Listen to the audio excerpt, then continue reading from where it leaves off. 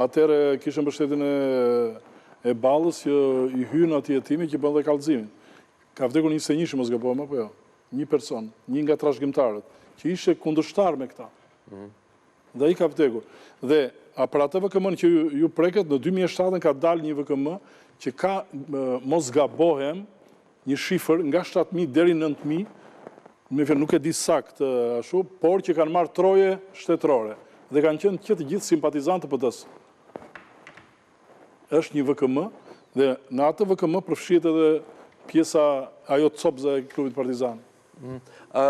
Frog, sigurisht që ky është një sa thash këtu ka për shkak të tempiarit që nuk i funksionon ke zoti Berisha sot e kësaj dite dhe gjithë mbështetësve të tij në biznesen, media etj. Spostohet më shumë se sa duhet vëmendje, sigurisht edhe çështjet e tjera janë të rëndësishme, por spostohet më shumë vëmendje dhe pa kushumor me procesin dia. Që shumë e habishme që ti shikoje në ekranet e televizorëve përfshirët e tonin, që nuk merreshim me këtë proces, po merreshim me gjëra të tjera. Vërtet është se gjithë rruga ligjore ose rruga gjyqësore e Sali Berishës ka mbetur thujse jashtë vëmendjes së politologjisë, të mediave, të publikut të tjerë.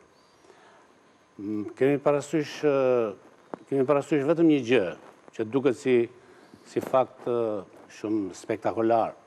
Ishte vetëm i akuzuar dhe i akuzuar i madh në Shqipëri, të cilit nuk janë vënë prangat kurrë. Më tregoni një, po e them në retorike, më tregoni një të akuzuar, një të përfolur, një të dyshuar, që nuk ka provuar pranga në duar, deri dhe adoleshentët, të cilët... Asjet e Haklejve, sot ka trokitur atje tek Spaku me prova të reja, me 2 të akuzuar të tjerë në grupin e strukturuar kriminal 19 dhe 2, vajti 21 numri me Saliu në krye, për vrasjen e 7 familjarëve të Haklejve, 3, domethënë nga familja e Cenit edhe ata vëllezërit Fatmir, Halil, Shkëlqim e tjerë. Dhe këto janë ato krimet nga më të rënda që janë hapur, për të mos them pastaja që ka qenë 2019 edhe e shkuar, kanë avancuar jashtëzakonisht shumë në krimin e Saliut për vjedhjen e bankës Shkodrës, që kanë vajtur Banka Kombëtare e Shkodrës që u vodh, ka vajtur familjen e Berishës dhe i ka provuar me prova, me dëshmitar, me njerëz, domethënë me prezencë, Izet Haxhia ka provuar vjedhjen e bankës së Tropojës me prova edhe këto, edhe disa vrasje të porositura, plus pastaja që vetë Shtetet e Bashkuara të Amerikës e kanë proces, punë e tyre se çfarë presin e çfarë nuk presin, por është akt terrorist ajo që u tentua të hidhet në erë ambasada amerikane. Ja është gjetur gropa ku fshen armët, atje, në Krab, në 97-ën, edhe janë gjetur të gjitha, kanë vajtur të provat, kanë ardhur amerikanët, ka vajtur me kem vllai i Zeta Gjisi, ka treguar vendin, ja këtu fshem armët, që na dha Saliu për të hedhur në erë ambasadën amerikane. Në gjithë këtë... Edhe për vrasjen e Marizalinos, ju e keni dëgjuar është dëshmitar okular Parolaçi. Ja, do tentojmë Parua mund të thotë se ka qenë vetëm, ka qenë ekzekutori, do ta ekzekuton. Do lidhemi me parën, besoj shumë shpejt. Këto e torullosin Saliun, prandaja ka humbur ai gjaktocin se janë radha ato, nuk është një. Vetmja çfarë shikojmë një humbje gjaktocisë është pjesa e marrëdhënies që ai kërcënoi strukturën e posaçme për të mos hetuar familjarët e tij. Ka qenë para 3 ditësh, mos gabojmë kjo si deklarat, që e ka vënë shumë në siklet. Ai nuk pyet për këtë pjesën e Partizanit fare, sepse ai pothuaj ka ndërtuar ciklin. Marrëdhënia e tij është si ka mundësi këti politikani janë, me fjalë 35 vjet, janë faturuar 1001 të zeza. 97-a nuk u hetua kur. Firmat piramidale nuk u hetuan kur. Hapja e depove fare, grushi shtetit, atere që vinin me antitank... Vjedhja Floririt, Krapës... Si ka mundësi këto nuk janë hetuar? Dhe mua më ra në duar këto ditë, vendimi i gjykatës lartë për pjesën e hetimit të peshkpisje nuk ishe mbyllur cikli.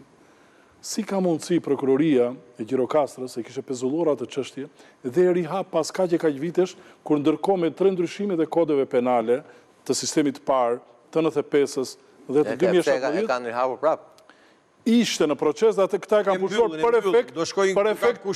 për efekt parashkrimi. Dhe llogarit që është vetë organi akuzës që këtë e kishe pezulluar dhe e ka lënë në atë farë deregje që kjo si akt shtetëror, ky është një akt i pastër terrorist shtetëror, është i pastër të sulmojnë repartit ushtarake dhe të lihen kaq në heshtje. Edhe të vriten atje komandantit ushtar. Dhe të kërcënohen dhe familjarët dhe të iknin nga Shqipëria. E vërtet është, për më tepër, kam qenë vetë... Dhe është i njëjti grup, nëse më lejohet atë, është i njëjti grup. Prasoja më rënde ati ishte që ishte përçarja që ishte sjell mes shqiptarëve dhe Gjirokastra e ndarë më gjysmë. Po më mirë mos i kthehemi atij momenti se ishte... Jo, sepse po ta shikosh, është i njëjti grup çerdhe, është i njëjti grup që ndjek sot për të goditur dhe Irena Gjokën.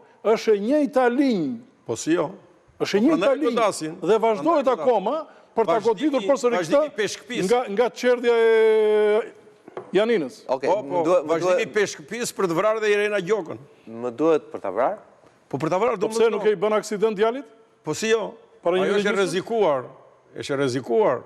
Ne kemi thënë atë të shpallë heroinë drejtësisë, si ka mundësi të kërkohet kokë turku Irena Gjoka nga njerëz të cilës kanë lidhje me sistemin e drejtësisë, por janë të paguar për të bërë atë zhurmë dhe të krijuar atë kaos, si në KRG, si në ILD, ç'të do them unë me radhë. Okej, publicitet deri kthehemi flasim sërish për situatën, po edhe me një sfond të caktuar politik, pasi vërtet ky gjyq mos jetë shumë i rëndësishëm për temi nga ana penale, për Sali Berisha ai është një moshë caktuar, por vjen në një faturë të fortë politike, cilën Berisha jam shumë i sigurt nuk është gati ta paguajë. Rikthehemi pas pak.